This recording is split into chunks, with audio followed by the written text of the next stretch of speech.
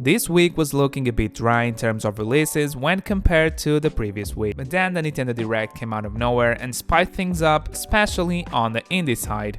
There was also a first-party release that got me feeling disappointed, and I'll do my best to explain why. How's everyone doing? Welcome to another Gamer by Mistake eShop Selects, where each week I showcase the Nintendo Switch games you should not miss.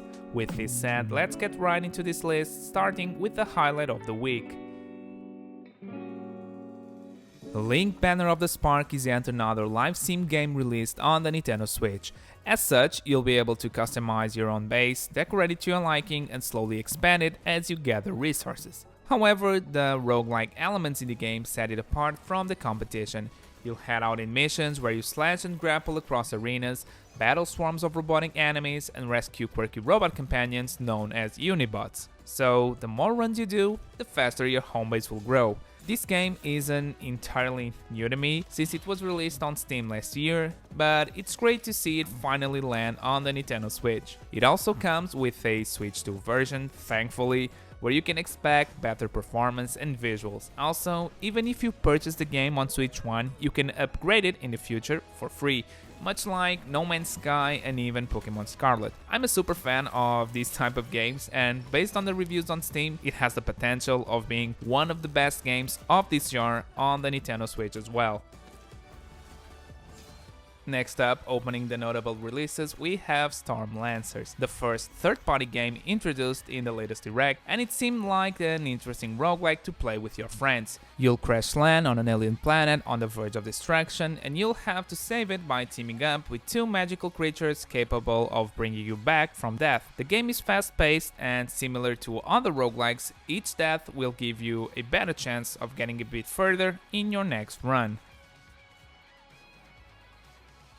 I was debating whether I should include this DLC or not. Donkey Kong Bonanza is a great game, but it's also expensive, and having a €20 DLC that should have been in the base game feels a bit greedy, but at least they've waited until the game was out for a while before announcing it. As the name implies, the DK Island and Emerald Rush DLC adds new content in the form of DK Island and Emerald Rush. In DK Island, you'll be able to meet familiar characters from the franchise, decorate the island with statues, and take on brand new bonus stages. Emerald Rush is surprisingly a roguelike mode where you go through randomized challenges to get different rewards. We can easily parallel this with Mario Odyssey, which had Peach's Castle as its throwback to Mario 64, with moons to collect and new bonus stages to beat. Then, we also had Luigi's Balloon World, a fun minigame where you could hide a balloon anywhere in a stage for other players to find. Both were included in the base game, with no additional costs. I'd say it's much better to purchase this DLC than all the shovelware being dumped on the eShop, but in my case, I'll definitely wait for its price drop in the future if that ever happens. Baki Hanma Blood Arena is a game clearly inspired by Punch-Out, and I certainly wasn't expecting it. You'll step into the underground arena as Baki, where you'll face several opponents from the series, from the Karate Master Doppo to the Kung Fu expert Ratsu and to the Demon King himself, Yujiro. And if you want to beat these fighters, you'll need to learn their patterns, dodge and attack just at the right time, which is easier said than done if you've ever played a Punch-Out game. I'm a massive fan of Baki, and I've watched all the episodes and read through the entire manga so far, and although I like the concept of the game, it only caters to two types of individuals: super fans of Baki and fans of Punch-Out who are desperately waiting for a new title. So if you fall into one of these categories, feel free to give Baki Hanma Blood Arena a try.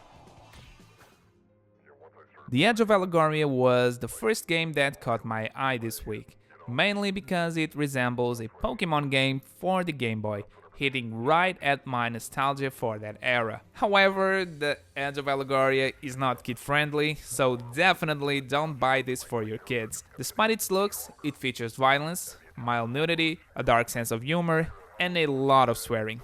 Some say it's a feature. If you don't mind this, you'll find a game with over 144 unique monsters to face in a big pixelated world with tons of dungeons and secrets to uncover.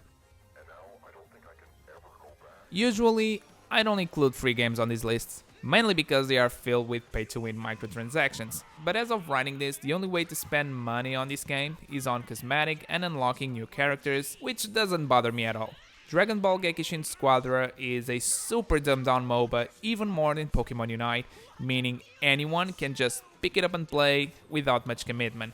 I don't see myself playing it much though, since I've had my share of MOBAs with League of Legends and Pokemon Unite, but if you're bored and looking for a quick match, then I can definitely recommend Dragon Ball Gekishin Squadra to you.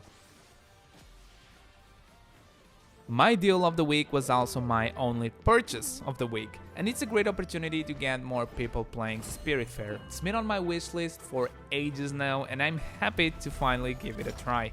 I believe in games as a way of self-care and mental recharge, and that's why I'm always on the lookout for games such as this.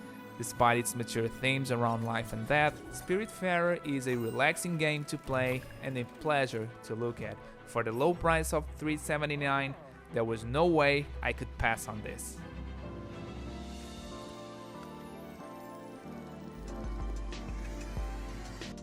Thanks for tuning in. If you see any game worth mentioning in next week's list, please let me know in the comments below. And if you found this helpful in any way, consider leaving a like and even subscribing. And as usual, if everything goes well, I'll be seeing you again next time with brand new content.